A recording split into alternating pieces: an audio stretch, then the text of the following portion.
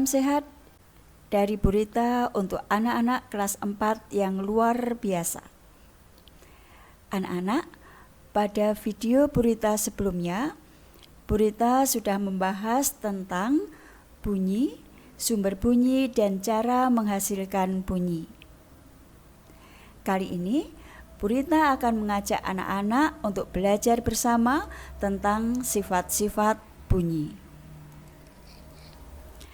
Sifat-sifat bunyi yang akan kita pelajari kali ini, yang pertama adalah bunyi dapat merambat. Yang kedua, bunyi dapat dipantulkan. Dan yang ketiga, bunyi dapat diserap. Anak-anak, mari kita bahas satu persatu sifat-sifat bunyi tersebut. Sifat bunyi yang pertama tadi adalah bunyi dapat merambat. Nah, anak-anak, untuk merambat dari sumber bunyi sampai ke pendengaran, bunyi memerlukan suatu media atau perantara. Perantara yang pertama dapat berupa benda padat. Sebagai contoh, anak-anak dapat lihat dua orang anak yang sedang bermain telepon-teleponan pada gambar berikut. Ketika bermain telepon-teleponan ini, bunyi merambat melalui benang yang menghubungkan kedua alat yang dibuat untuk telepon-teleponan. Dan benang adalah salah satu contoh benda padat. Media perambatan yang kedua berupa benda cair. Di sini terlihat gambar sebuah percobaan. Ada sebuah tong berisi air, kemudian seorang anak, tangan yang satu memegang sebuah batu dan tangan yang lain memegang sebuah corong. Ketika batu diketukkan secara perlahan pada tong berisi air dan telinga anak didekatkan pada corong, ternyata bunyi dapat didengar. Percobaan ini membuktikan bahwa bunyi dapat merambat melalui benda cair. Media perambatan berikutnya berupa benda gas. Pada gambar yang Bu Rita sajikan terlihat ada sumber bunyi berupa pengeras suara, kemudian ada anak yang mendengar bunyi dari sumber bunyi tersebut. Perantaranya tidak terlihat karena perantaranya adalah udara, dan udara tidak dapat kita lihat. Nah, anak-anak, dari ketiga zat perantara bunyi tersebut, benda apakah yang paling baik untuk menghantarkan bunyi? Bu Rita akan menyampaikan beberapa data tentang kecepatan perambatan bunyi pada masing-masing media.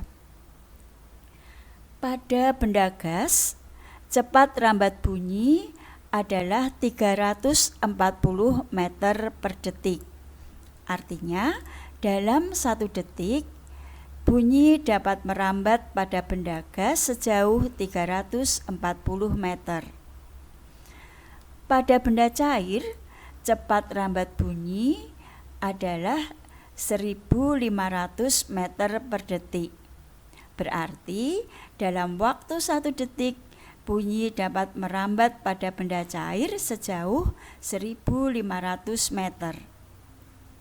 Sedangkan pada benda padat, cepat rambat bunyi adalah bergantung pada jenis benda padatnya. Pada benda padat, cepat rambat bunyi dapat mencapai lebih dari 5.000 meter per detik. Artinya apa? Artinya dalam 1 detik, bunyi dapat merambat lebih dari 5.000 meter jauhnya. Dari data yang Purita sampaikan, jelas bahwa benda padat merupakan media perantara yang terbaik untuk perambatan bunyi. Mengapa demikian? Karena benda padat tersusun oleh partikel-partikel yang rapat jika dibandingkan dengan benda cair dan benda gas. Anak-anak, mari sekarang kita pikirkan. Tadi, untuk dapat merambat, bunyi memerlukan suatu media atau perantara. Lalu bagaimana ketika kita berada di ruang hampa udara? Dapatkah kita mendengar bunyi ketika berada di ruang hampa udara?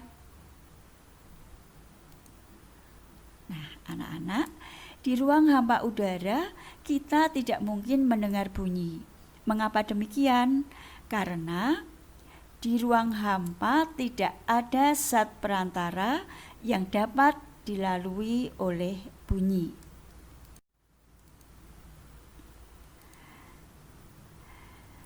Sifat bunyi yang kedua yang akan kita bahas adalah bahwa bunyi dapat dipantulkan.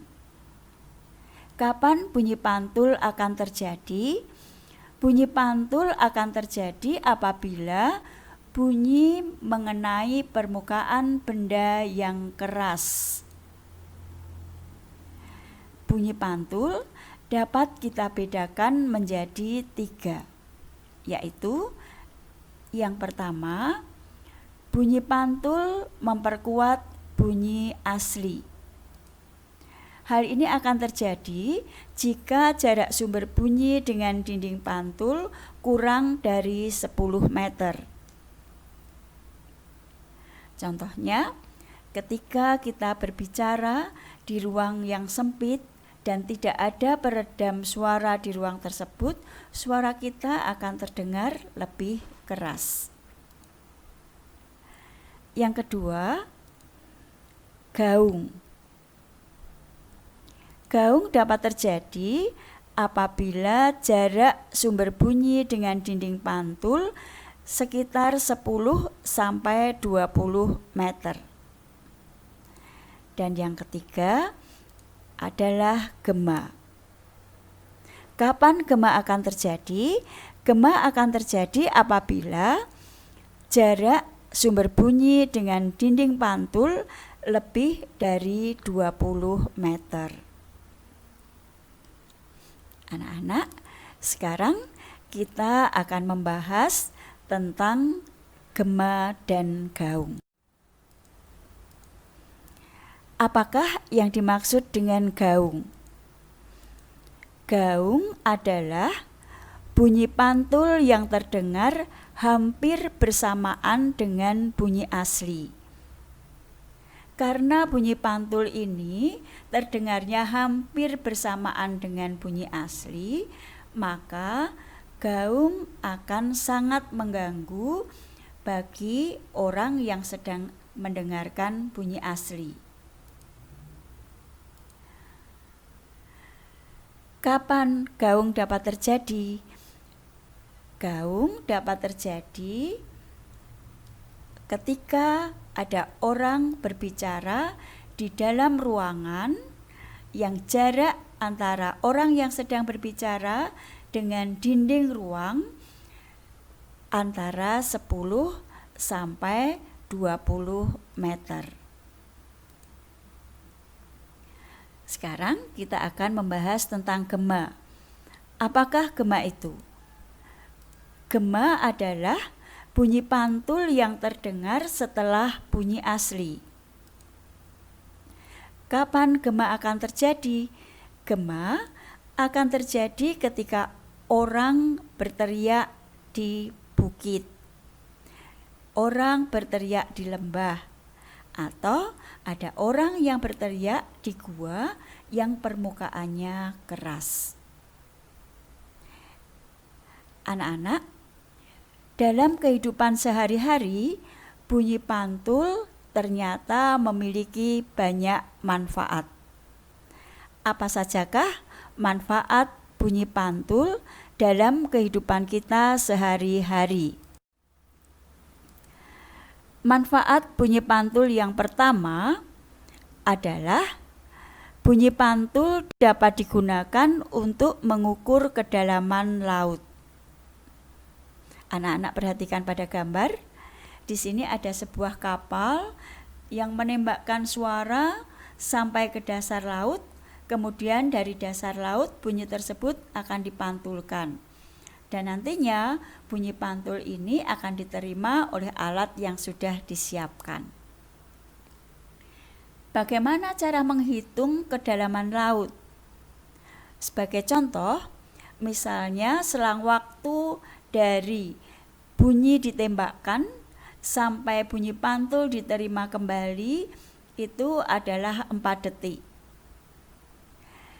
Cepat rambat bunyi di dalam air adalah 1.500 meter per detik. Maka jarak yang ditempuh oleh bunyi ketika dia ditembakkan dari kapal menuju dasar laut sampai dengan bunyi pantul diterima kembali oleh alat yang sudah disiapkan di kapal adalah 4 kali 1.500, yaitu 6.000 meter. Tetapi bukan berarti kedalaman laut 6.000 meter, karena 6.000 meter itu digunakan untuk 2 kali perjalanan bunyi, yaitu perjalanan dari kapal menuju dasar laut dan dari dasar laut menuju ke kapal kembali. Maka 6.000 tersebut dibagi 2. Jadi kedalaman laut adalah 3.000 meter. Manfaat bunyi pantul yang kedua adalah digunakan untuk USG atau ultrasonografi. Anak-anak lihat di gambar, ini adalah hasil pemeriksaan adik bayi yang sedang berada di dalam kandungan menggunakan alat USG. Berikutnya, bunyi pantul dapat dimanfaatkan untuk mendeteksi benda-benda yang berada di dalam laut. Sebagai contoh, kapal nelayan yang sedang mencari ikan dapat mendeteksi keberadaan ikan dengan memanfaatkan bunyi pantul, atau dimanfaatkan untuk mendeteksi kedudukan atau posisi kapal selam yang berada di dalam laut. Sifat bunyi berikutnya yang akan kita bahas adalah bunyi dapat diserap. Bunyi akan diserap jika mengenai benda yang permukaannya lunak. Benda-benda yang dapat menyerap bunyi disebut peredam bunyi. Contoh peredam bunyi yaitu karet, busa, wol, kain, dan spons. Anak-anak, peredam bunyi ini dapat menghilangkan gaung yang terjadi di dalam ruangan. Maka ada contoh beberapa tempat yang biasa diberi peredam bunyi. Yang pertama, gedung bioskop. Di dalam gedung bioskop biasanya diberi peredam bunyi. Tujuannya agar orang-orang yang sedang menonton film kesayangan mereka tidak terganggu oleh suara berisik dari penonton lain yang berada di sekitar mereka. Contoh tempat yang kedua yang biasa diberi peredam bunyi adalah studio rekaman. Dan tempat yang ketiga adalah gedung pertemuan. Anak-anak, dalam pembahasan kita tentang sifat-sifat bunyi ini ada beberapa contoh percobaan. Silahkan anak-anak dapat bekerja sama dengan orang tua untuk melakukan percobaan-percobaan yang terdapat pada materi ini. Selamat belajar anak-anak, perluas pengetahuan kalian melalui membaca.